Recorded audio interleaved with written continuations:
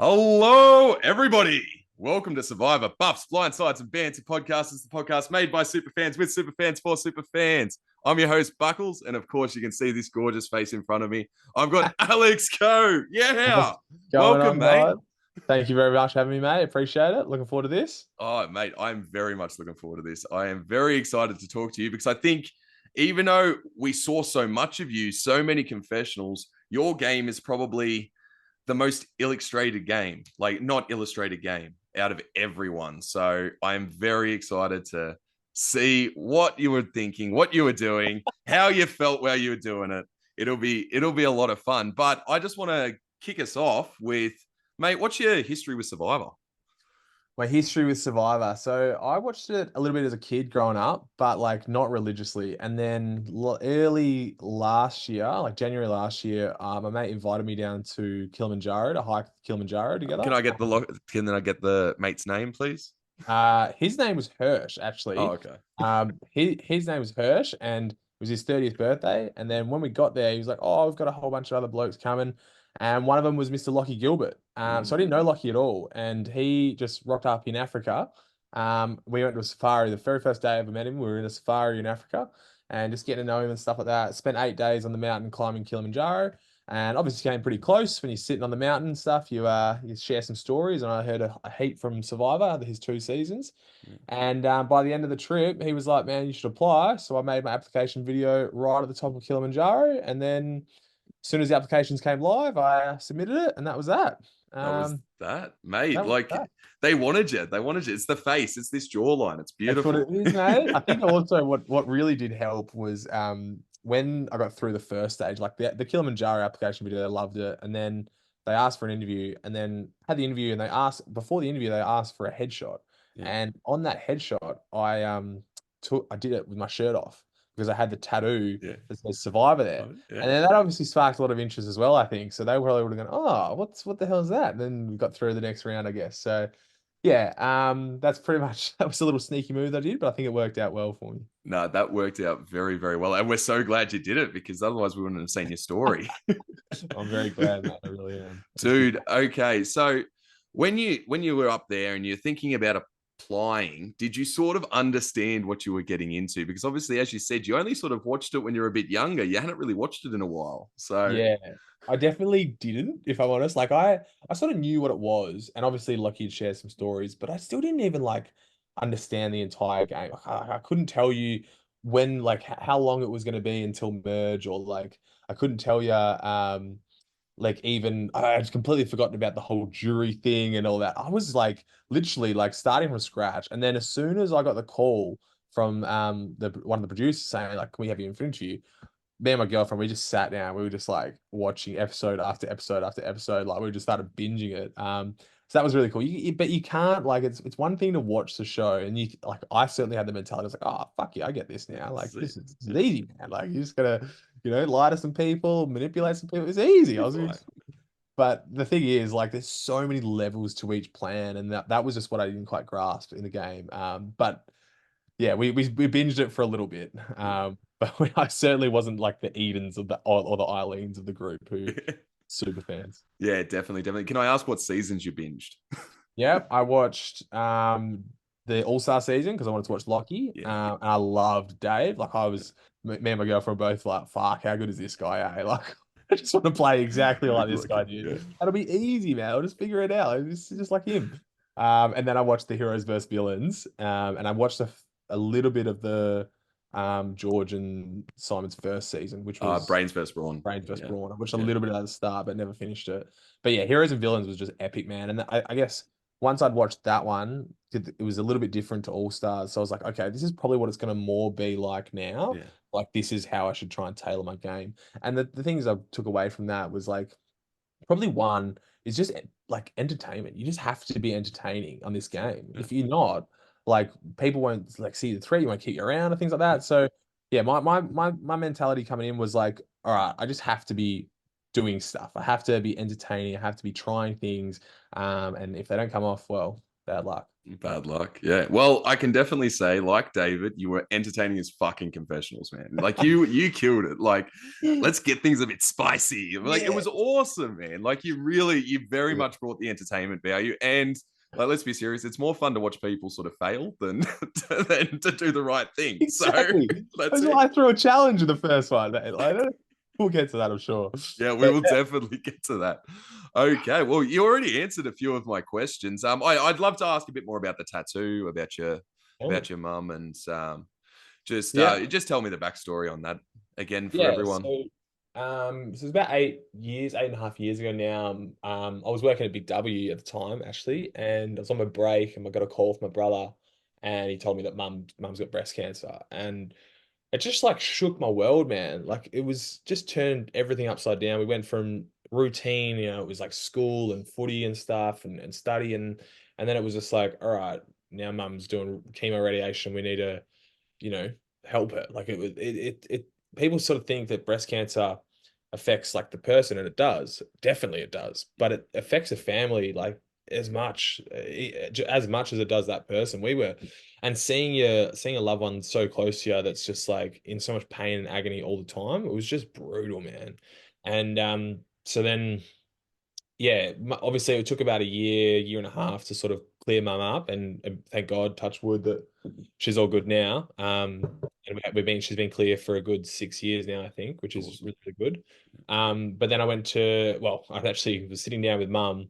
I'd always wanted to travel, but like as a kid in Australia and Perth, so isolated and stuff, so it didn't really eventuate. Then mum said to me one day, "It was like, Alex, if you don't do what you want to do today, like I'll never forgive myself if this happens to you." So we remember sitting around the dinner table, and she says that to me, and I think it was like a week later that I booked my flight to Europe for like a 6 week vacation. And that's when my whole travel journey sort of started, and I haven't really stopped ever since, if I'm honest. But then yeah, that was when I got back. Sorry, no, in Amsterdam is when I got the tattoo. So on my Yeah. Europe trip, I wanted to sort of show mum how much it meant to me, and then I got the tattoo. It says mum in pink ribbon, and then survivor underneath.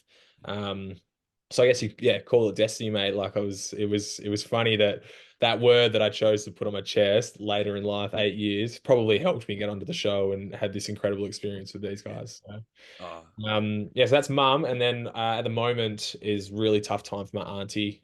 She's terminal, so yeah, we're just working through that, but it's really affecting her life and my uncle's life as well.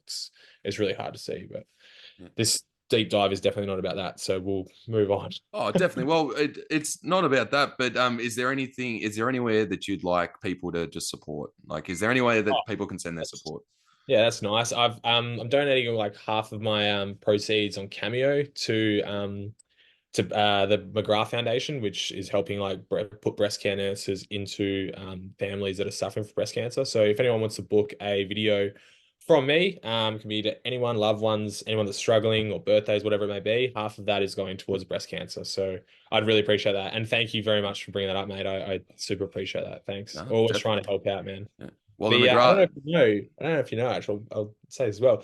The fight that I had in London. I don't know if you saw my intro. Yeah. So that fight was all for breast cancer as well. It was like an Oh, 8 week program. yeah. We had like, you had to sell tickets. You had to like do fundraising events and stuff, and then you fight at the end of it Yeah. against someone with equal ability. And then all the money raised from that entire event goes towards breast cancer. So Yeah. constantly trying to do little things to just yeah, help a cause that I guess has affected my life personally. That's so sick, man. Good on you. And like we're just thankful that you can share this story with us. Like seriously, it was very moving when we got to the chance to hear about it. We only heard it in sort of small doses over the season and stuff. Yeah. And obviously seeing that tattoo and wondering about it and then hearing about it was just, it was so cool. So we really appreciate it. And it's cool that you were doing this on a TV show and being able to get it out. And as you said, like the McGrath Foundation's a huge foundation and it's such a good one It for is, this yeah. exact cause. So good on you. And the fighting, like that's even cooler. I didn't realize that. I've done quite a bit of Yeah. research in here, but I didn't realize that was for charity completely. Yeah, it was all So for charity. I was actually the top fundraiser at that event. There was like 60 blokes or something, and I was fundraised the most money. So I was really happy about that. That was probably more important than actually winning the fight. But yeah. yeah, That was a great That's experience in London. Really enjoyed that. that's awesome, man. That's so cool. Thanks. All right, well let's talk a little bit about you, and obviously, let's talk about sort of leading up to the game. So you're going through casting. It looks like it's looking good for you, and you're starting to think you're actually on the show, or you're coming up to being on the show. You've binged 3.5 or 2.5 seasons. What else have you done to sort of get yourself ready? You doubled the gym membership. Yeah. What have you done? Anything? Come on. My Drunk girlfriend's less sitting beer. across the road. My girlfriend's sitting across the room. She can actually hear this whole thing, and she's laughing because, like, I literally did nothing else. That was it, man. I was already in good shape. I Yeah, yeah. wasn't too worried about, like, I'd slept in ridiculous tents in Killy and stuff, so I wasn't actually worried about the elements. I was just thinking, like, how do I win this fucking game, man? That was all I was trying to do, right? So I was just binging and binging. I did end up buying a bunch of, like, what I thought was tinder to try and, like, do a fire and a flint, but, like, it just didn't work. And I was like, I'll just figure that out when I get there, man. I'll be Yeah, it'll fine. be fine. Yeah. You got this. I'll You be got fine. If this. I ever go to fire, I'll be fine. I'll just figure it out. So I didn't really do much else, man. I'm not gonna lie. The gym membership stayed the same, but, like, yeah, no, there wasn't any extra training apart from binging. And I kept telling myself, I was like, oh yeah, well, if I get to lay in bed and watch Netflix, or not Netflix, sorry, get to lay in bed and watch Survivor, that's my training. Brilliant. It was just such an excuse to sit, To sit in bed and watch do Survivor. That's nothing. sick. Yeah. Yeah, that was my study. But I But was actually leading up to it. We were living in Bali at the time. We spent about a month there. And there was one day where I just, like, I did all my interviews online, and then there was one day where I was just like, they said, you need to get all the medicals done now. You need to get everything sorted. So I just jumped on a flight like the next day, went to Perth and just got all my stuff done. But yeah, I was in Bali for about 3 or 4 weeks before that. So that was a bit of a shock because May was just sort of left in Bali, like, what do I do? Then she came down to Perth about a week later. But yeah, it was just, like, so quick, man. Everything happened so quick with the application process. yeah. But who knows, if you actually did like maybe 2 gym memberships a day, you might have beaten Rihanna. Who knows? Oh, don't dare say that, man. Don't you dare. What I should have been doing is bloody standing on some small spikes or something. Yeah. I should have been doing. That was definitely the common theme of this season, wasn't it? Those spikes, they were everywhere. God, that last challenge though, man, looked brutal. Yeah. Ferris did very well in that one. Yeah. Definitely. All right. Well, we'll definitely get to that eventually. Even though obviously you don't see that, but that's really cool. So you were away for so long, and what were you worried about missing? What were the sort of the big things that, like, obviously your girlfriend, that's a big one. We've got to say that because she's here. But so obviously your girlfriend, were there any other sort of things, like how were your work commitments? What was going on there? Like, what were you leaving behind? I was doing relief teaching, so I was always going to give that up for doing this. Like, it was definitely the priority. But and admittedly, like, it was going to be sad missing May, but the biggest thing, man, was going to be food. I'm telling you right now, leading into it, I was always going to be missing May, but, like, I was thinking, fuck, I'm gonna be hungry, man. I'm gonna be starving. Like, this is going to be the one thing. It wasn't until I was in the game, probably about 10 days time in, and we'll get to that, where it really turned from food to May. Like, the loved ones really started to affect me more than the food. And you get to we'll get there later, but, like, when the letters come at the auction and stuff, like, I was just craving some love, man. I really was. Like, the food, your body adapts to the beans and rice, your body adapts to the small portions, but what I needed was love, and I just didn't expect it to hit me as hard as it did in the game.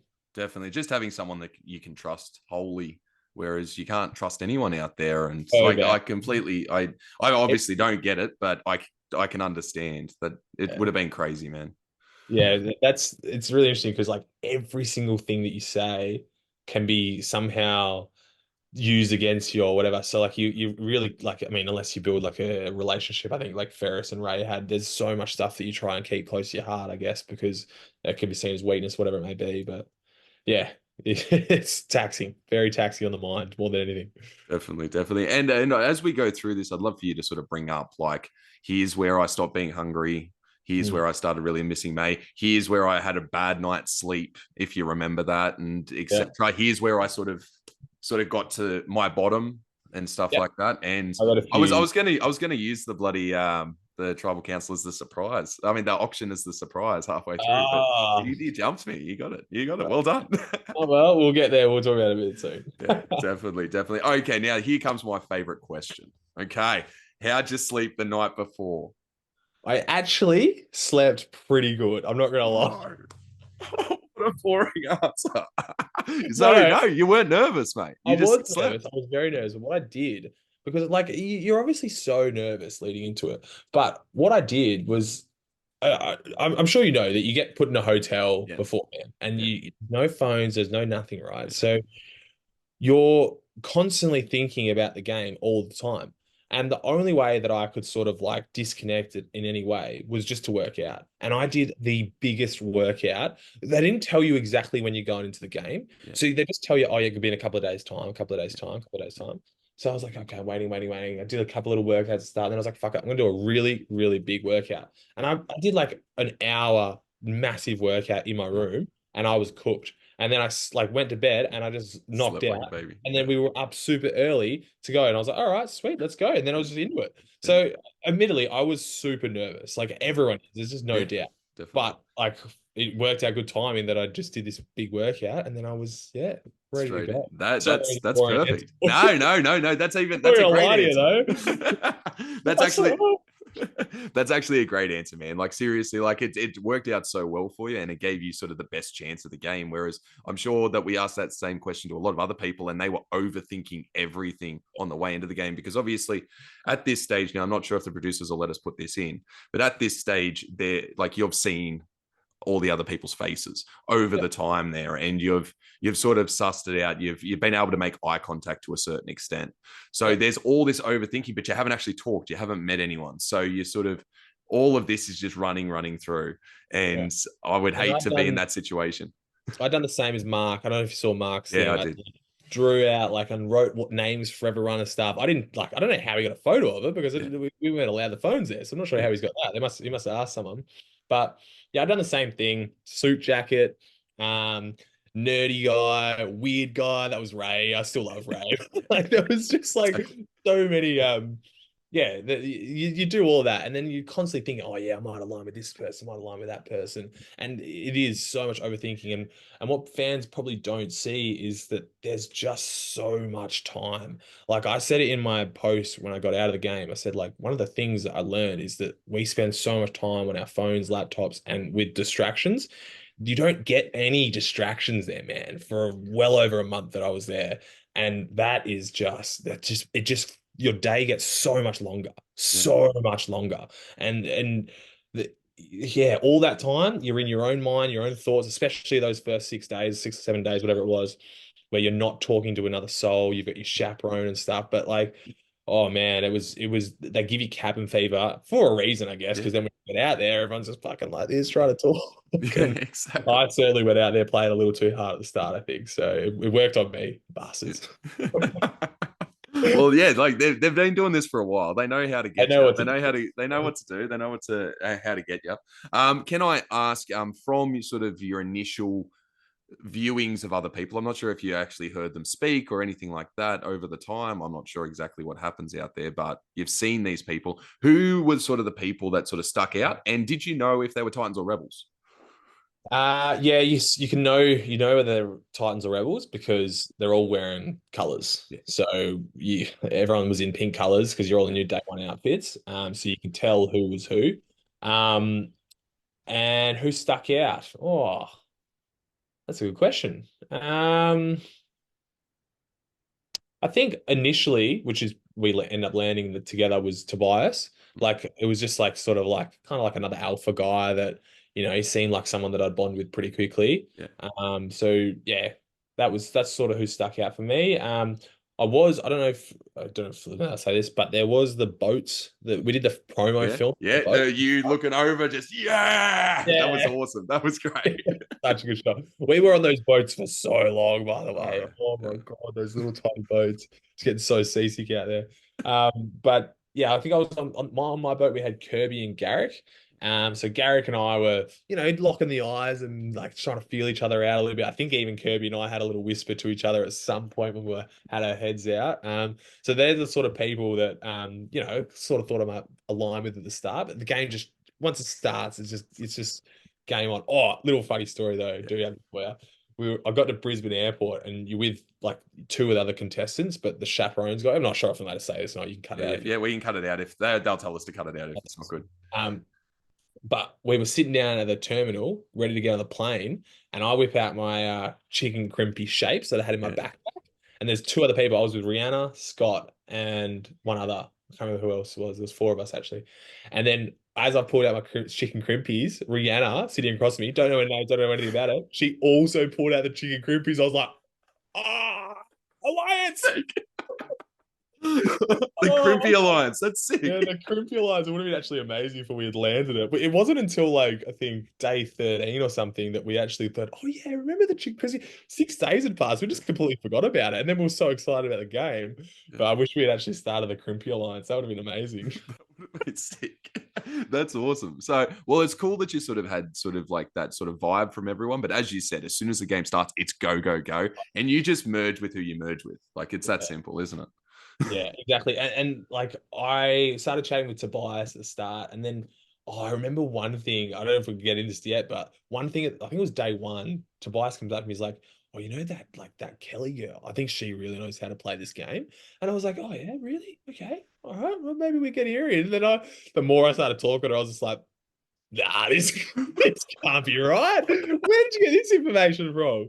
Oh, because I must have just like found something that he liked from her or something. But this chick's strategic. Didn't you hear? She's strategic, as we saw going out.